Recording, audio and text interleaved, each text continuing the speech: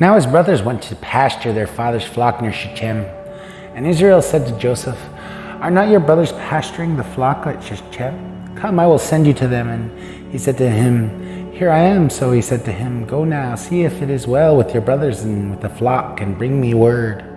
So he sent him from the valley of Hebron, and he came to Shechem, and a man found him wandering in the field. And the man asked him, What are you seeking?" "I am seeking my brothers," he said. "Tell me, please, where they are pasturing the flock." And the man said, "They have gone away. For I have heard they say, 'Let's go to Dathan.'" So Joseph went after his brothers and found them at Dathan. They saw him from afar, and before he came near to them, they conspired against him to kill him. They said to one another, "Here comes this dreamer. Come now, let us kill him and throw him into one of these pits. Then we will say that a fierce animal has devoured him, and we will see what will become of his dreams."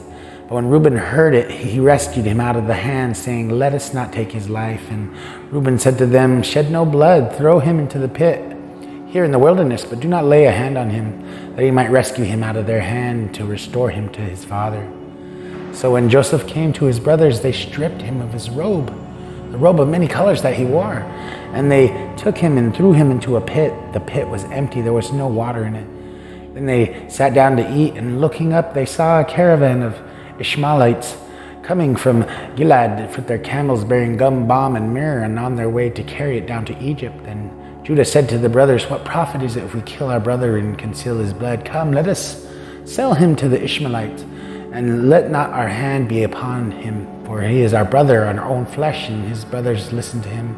And Midianite traders passed by, and then drew Joseph up and lifted him out of the pit and sold him to the Ishmaelites. And for 20 shekels of silver they took Joseph to Egypt. And Reuben returned to the pit and saw that Joseph was not in the pit. He tore his clothes and returned to his brothers and said, "The boy is gone, and I, where shall I go?" Then they took Joseph's robe and slaughtered a goat and dipped the robe in the blood. And they sent the robe of many colors and brought it to their father and said, "This we have found. Please identify whether it is your son's robe or not." He identified it and said, "It is my son's robe. A fierce animal has devoured him." Joseph is without doubt torn to pieces. And Jacob tore his garments and put sackcloth on his loins and mourned for his son many days.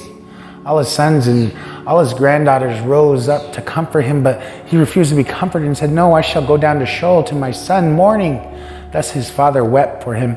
Meanwhile the Midianites had sold him in Egypt to Potiphar, an officer of Pharaoh, the captain of the guard. Genesis 37:12-36. Heavenly Father, just let the hearer be a blessing today, and let them see you in all things. In Jesus' mighty name.